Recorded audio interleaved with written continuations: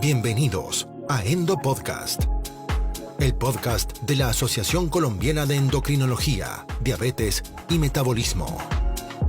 En este episodio hablaremos sobre metformina en el corazón de la diabetes, en conversatorio con la doctora Catherine Restrepo y el doctor Pedro Nel Rueda. Este podcast es patrocinado por Laboratorio Merck. Bienvenidos. Este es un material informativo para la comunidad médica que se encuentra destinado exclusivamente a profesionales de la salud, facultados para prescribir medicamentos de venta bajo fórmula médica. No se encuentra autorizada su exhibición, entrega y o cualquier forma de distribución a pacientes y o público en general. Merck, Sociedad Anónima. El presente material se envía a profesionales de la salud interesados en la temática tratada por cortesía de Merck, Sociedad Anónima. Avenida Carrera 9, 101, 67, piso 5, oficina 501A, Edificio Naos, Bogotá. Conozca más sobre Merck, Sociedad Anónima, en www.merckgroup.com/co-medio-es. Bienvenidos. Advertencia. Este material es exclusivo para el cuerpo médico. Todos los casos clínicos aquí presentados son únicos y es importante hacer su propia investigación. Bienvenidos. Hoy vamos a tener el tercer episodio de nuestra serie El corazón de la diabetes. En este hablaremos sobre el papel de la metformina en el corazón de la diabetes. Mi nombre es Pedro Nel Rueda Plata, también internista y endocrinólogo, expresidente de la Asociación Colombiana de Endocrinología, Diabetes y Metabolismo. Me acompaña la doctora Catherine Restrepo Erazo, quien es especialista en medicina interna y endocrinología de la ciudad de Cali, vicepresidente de la Asociación Colombiana de Endocrinología.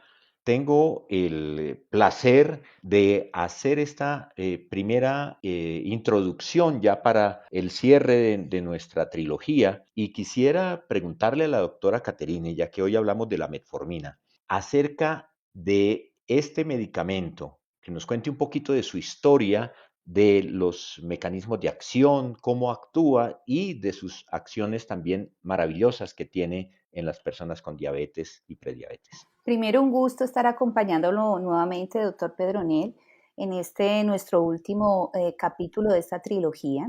Y curiosamente, la metformina, que es la molécula número 1 de prescripción a nivel mundial para el manejo de los pacientes diabéticos tipo 2, tuvo grandes dificultades para posicionarse como tal cuando salió al mercado. Cabe recordar que la metformina pertenece a la familia de las biguanidas, que es un grupo de medicamentos que proceden de la guanidina.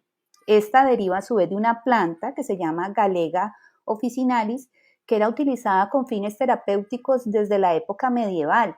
Ya las biguanidas propiamente dichas fueron sintetizadas en los años 1920, pero digamos que su uso fue eclipsado por el gran descubrimiento que hubo en estos años, que fue el descubrimiento de la insulina, que todos sabemos que cambió la historia natural de la diabetes y hablamos de la diabetes tipo 1 como tal.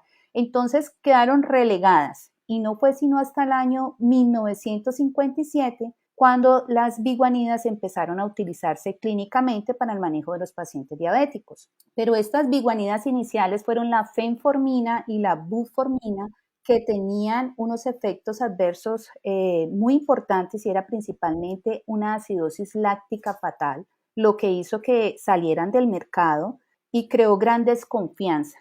Y eso hizo que la metformina tuviera que ganarse la confianza para ser utilizada y pasaron muchos años. Fue hasta el año 1995 que empezó a utilizarse en Estados Unidos, pero realmente lo que la hizo consolidar fue el estudio UKPDS, el estudio del Reino Unido en el año 1998, donde la metformina demostró no solamente su eficacia, sino su seguridad y sus múltiples beneficios metabólicos y cardiovasculares. Eso hizo que se posicionara a nivel mundial como la molécula número 1 para el manejo de los pacientes diabéticos.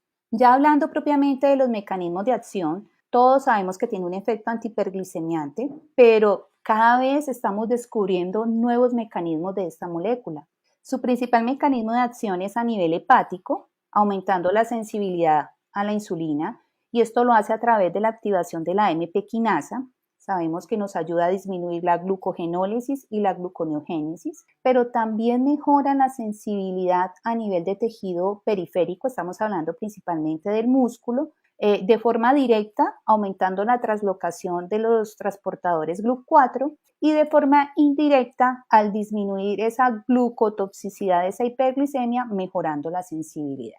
Pero como les había mencionado, cada vez se descubren nuevos mecanismos, y hay un mecanismo a nivel del tracto gastrointestinal donde se ha demostrado que aumenta la utilización de glucosa en la pared intestinal, disminuye la actividad de los cotransportadores sodio-glucosa tipo 1, estamos hablando de los SGLT1, pero también aumenta la secreción de incretina, de GLP-1, y mejora la microbiota intestinal disbiótica que tienen estos pacientes.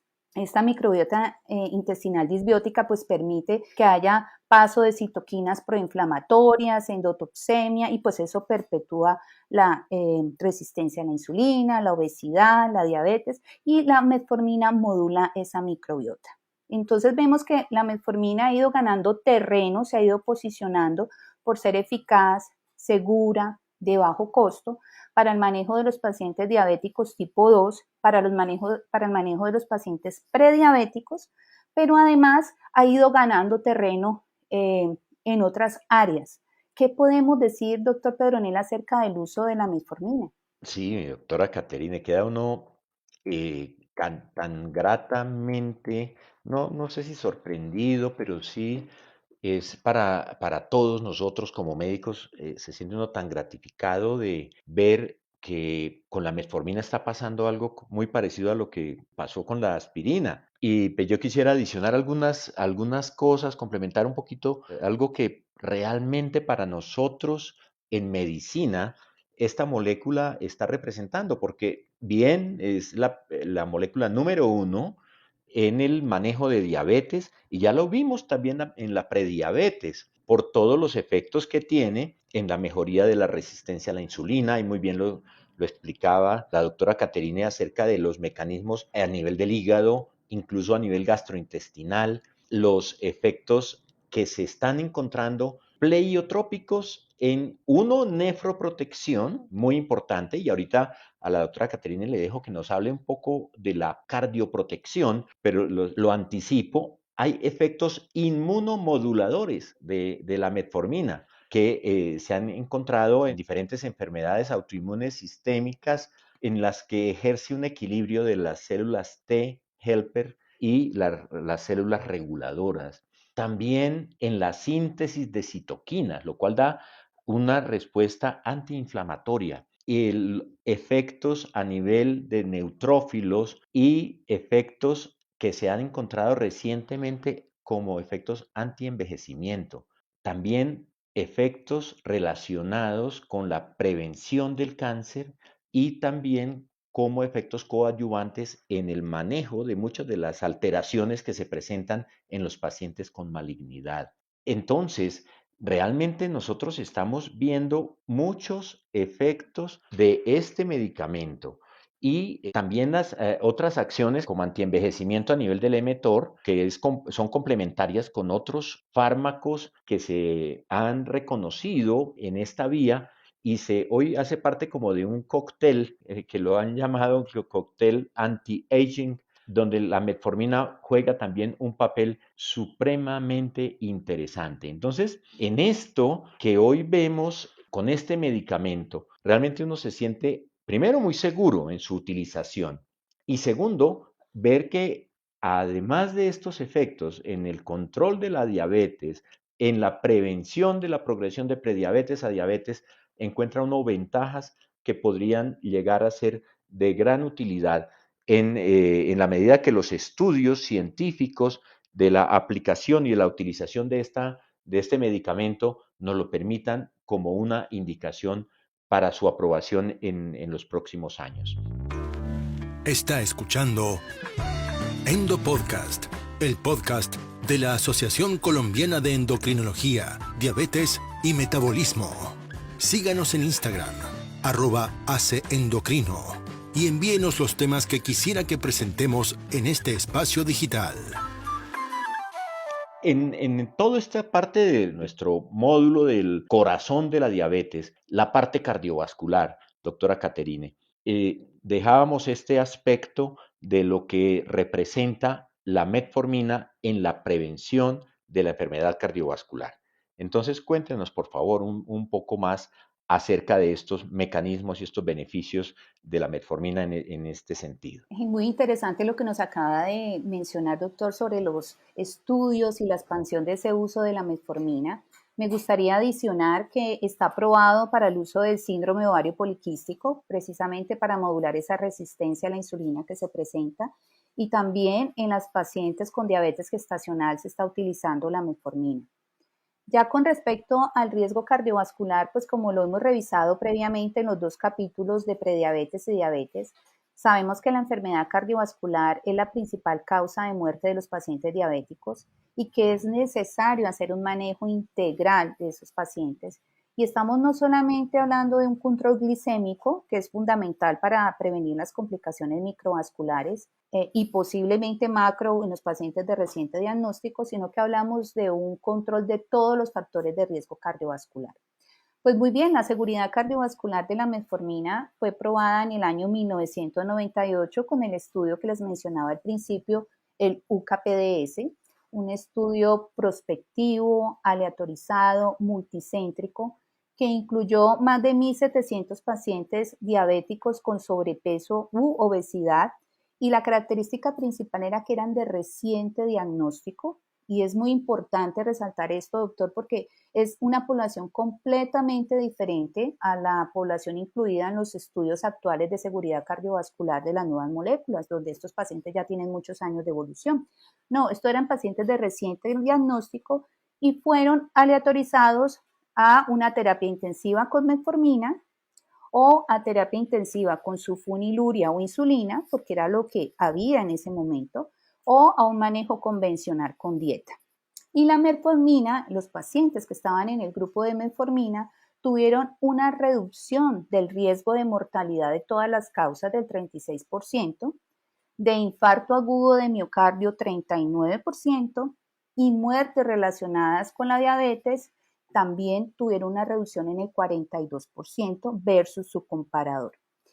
Pero es importante resaltar que a 10 años después de que se publicó este estudio, se pudo demostrar que el beneficio persistía con una reducción del riesgo de infarto de miocardio del 33% y de muerte del 27% en el grupo de metformina cuando se comparaba con insulina o con sulfonilurea. Y aquí surge un concepto muy importante que siempre manejamos en diabetes y es el concepto de legado metabólico. Es decir, nos demuestra la importancia de hacer un control intensivo al diagnóstico para tener beneficios a largo plazo. No sé, doctor, si quiera adicionar algo más acerca de este impacto cardiovascular. Entonces, aquí sabemos que la metformina es eficaz, es segura desde el punto de vista cardiovascular. Sí, excelente, doctora Caterine, porque la parte cardiovascular en prediabetes, en diabetes, es lo que quizás el foco más importante y lo que está representando muchas de las complicaciones y costos en salud, lo mismo que la parte de renal. Y hoy también hemos avanzado en conocer que tiene mecanismos nefroprotectores. Antes se le tenía miedo y por eso al adentrarnos un poquito en los efectos secundarios de la metformina, algunos le tenían, no, ya empieza a verse disminución de la función renal, entonces suspenda o reduzca significativamente las dosis de metformina. Hoy vemos que efectivamente es una molécula que ayuda a tener efectos nefroprotectores, incluso distintos o asociados a los que se han visto en cuanto a reducción de la resistencia a insulina. Entonces, los efectos antioxidantes, los efectos a nivel de proliferación, antiproliferativos, también tienen mucho que ver en la parte de nefroprotección. Entonces, esta sustancia, hoy, después de tantos años, la seguimos considerando y la tenemos en el primer puesto en el manejo de la diabetes y en prediabetes, y también pues vamos a comentar y en esto voy a mencionar algunos tips y quiero que la doctora Caterine nos ayude con otros en cuanto a su utilización en la práctica.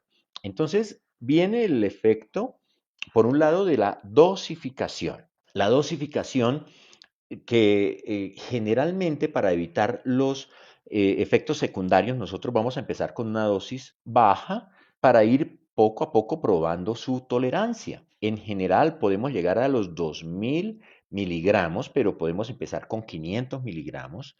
Podemos ir ajustando 850, 1000 y la dosis puede ser hasta 2000. En algunos estudios consideran que hasta 2550 como la dosis tope de la metformina, aunque puede entre 2000 y 2550 no hay una gran ganancia en cuanto a eficacia, pero sí puede haber un poco más de efectos secundarios. Decía que los efectos secundarios generalmente se dan más en el tracto digestivo y por eso lo empezamos con esta dosis y progresivamente vamos incrementando para que podamos complementar su eficacia y obtener el mejor beneficio. Pido el favor a la doctora Caterine que nos cuente otros elementos importantes en la práctica de su utilización que nos pueden beneficiar y favorecer la tolerancia y la eficacia de este medicamento. Como usted lo mencionaba, doctor, uno de los principales efectos adversos es a nivel del tracto gastrointestinal. Entonces, me parece muy importante ese tip que usted nos dio de empezar con dosis baja e ir incrementando. El segundo tip que podemos decir es darlo con el estómago lleno, permite que haya una mayor tolerancia. Indudablemente, si damos 2 dosis al día, pues se prefiere que la dosis sea tarde-noche, con el fin de poder maximizar el efecto. Sabemos que el hígado se activa o tiene su producción máxima es en las noches, entonces favorecemos esa mejor sensibilidad a la insulina a nivel hepática si la damos en la tarde-noche, la tableta de metformina. Me parece muy importante también mencionar que hoy en día la tasa de filtración para su utilización se ha disminuido hasta 30. Hay estudios que están corriendo con tasas menores, pero la aprobación que tenemos es 30 de tasa de filtración glomerular para su uso.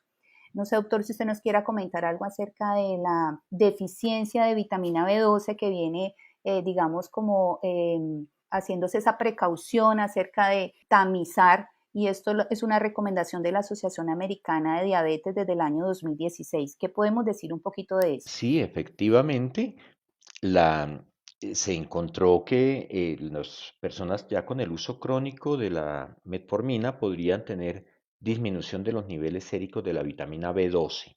Y esto hace que periódicamente hagamos en nuestros pacientes la medición.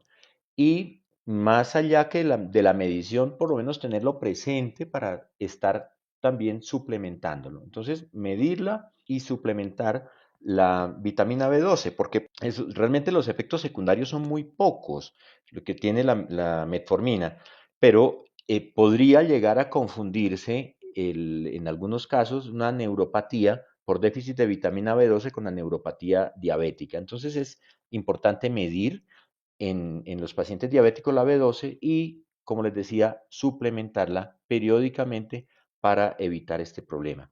El otro temor que pudo haber en algún tiempo con la metformina, que fue el temor de la acidosis láctica, que se vio con la fenformina, que fue el pariente o el precursor de la metformina, hoy en día pues a nosotros nos deja con mucha tranquilidad porque este riesgo de la acidosis láctica es muy poco frecuente y salvo algunas condiciones. No sé si nos quieras comentar algo, doctora Caterine, de esta posibilidad y en quiénes podríamos tener nosotros, deberíamos tener cuidado en su utilización para evitar esta rara potencial complicación. Sí, doctor, es muy importante tener presente que la metformina no se debe utilizar en pacientes que estén inestables hemodinámicamente o que tengan cualquier condición de hipoxia que los pueda llevar a un mayor riesgo de acidosis como tal. Entonces, un paciente que tenga una sepsis, que tenga una falla cardíaca descompensada, que tenga una hospitalización porque esté descompensado de cualquier condición clínica, debe evitarse el uso de metformina.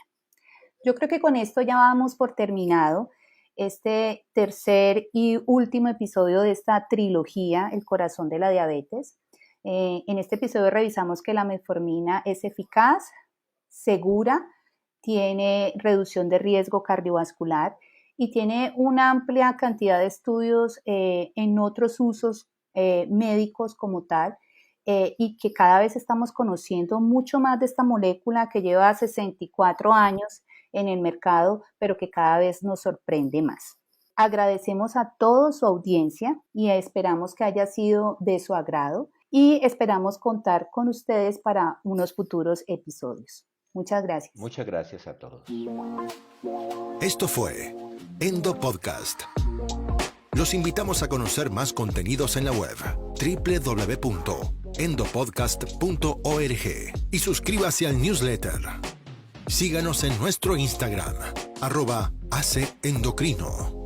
Nos reencontraremos brevemente en una nueva dosis de Endo Podcast. Gracias por escucharnos.